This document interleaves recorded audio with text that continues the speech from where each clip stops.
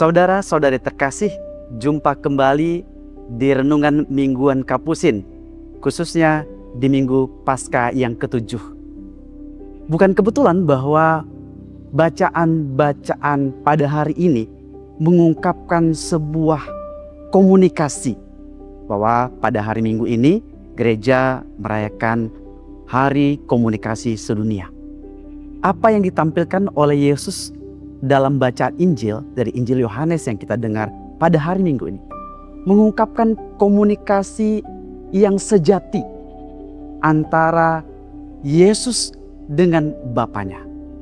Komunikasi yang intim, komunikasi yang mengungkapkan kedalaman, bukan hanya soal siapa yang menyampaikan pesan dan siapa yang menerima pesan, tetapi konten atau isi pesan komunikasi Yesus yang disampaikan lewat doa itu mengungkapkan kedalaman dari komunikasi Yesus dengan Bapanya.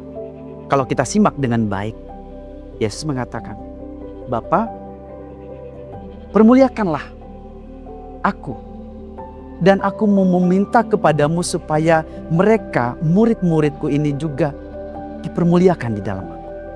Saudara-saudara terkasih, Tuhan Yesus menunjukkan bahwa dirinya adalah seorang komunikator yang sangat baik. Dia menyampaikan pesan bukan tentang dirinya, tetapi tentang murid-muridnya. Dia berdoa buat muridnya supaya mereka memperoleh kekuatan, supaya mereka juga dalam hidupnya, dalam kesaksiannya mempermuliakan Allah. Kiranya pesan ini begitu dalam buat kita semua kaum beriman. Kenapa? Karena Tuhan Yesus berdoa buat kita. Tuhan Yesus hadir supaya kita juga memperoleh rahmat, memperoleh karunia. Kita juga dipermuliakan bersama-sama dengan Dia. Doa ini, pesan ini begitu intim supaya kita dekat dengan Bapanya. Dan supaya Bapanya juga mengangkat kita untuk masuk ke dalam kemuliaannya. Dalam bacaan yang pertama dari Kisah Para Rasul, kita mendengar bagaimana para murid setelah Tuhan Yesus terangkat, mereka berkumpul, mereka sehati. Nah, ini kata-kata yang juga mengungkapkan bukan hanya komunikasi verbal, tapi komunikasi yang lebih intim, komunikasi yang didasari oleh hati, oleh rohani, oleh sikap batin. Mereka sehati.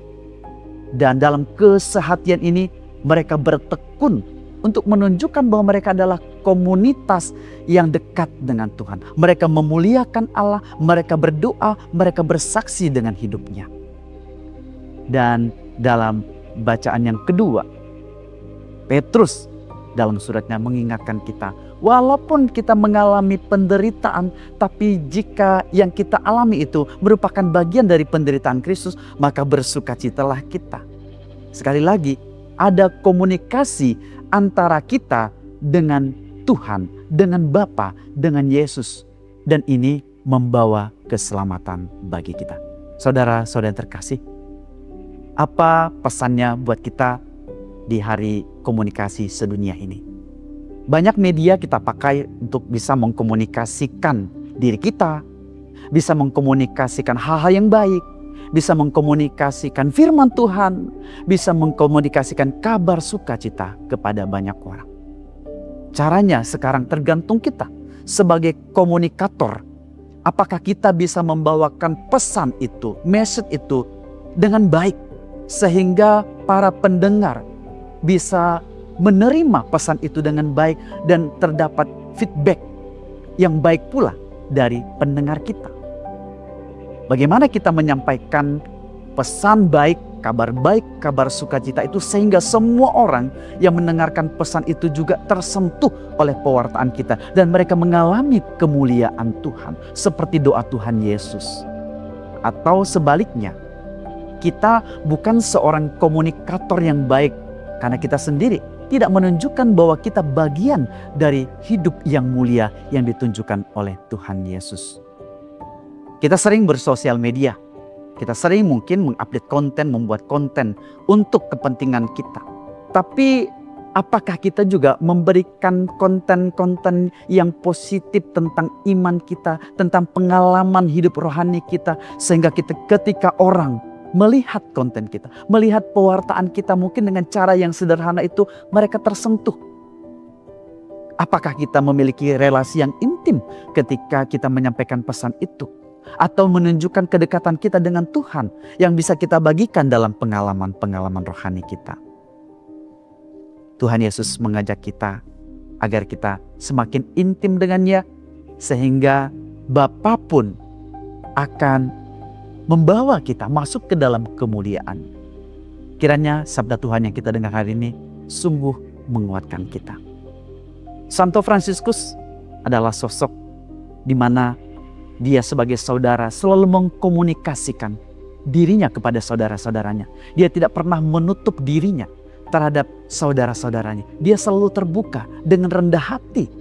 Apa yang dia lakukan, apa yang dia alami, dia ungkapkan kepada saudaranya. Dan inilah yang membuat saudara-saudaranya begitu mengasihinya, begitu mencintainya, begitu menghormatinya.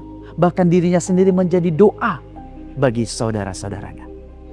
Ini adalah komunikasi yang sangat positif yang ditunjukkan oleh Santo Fransiskus Assisi buat kita semua.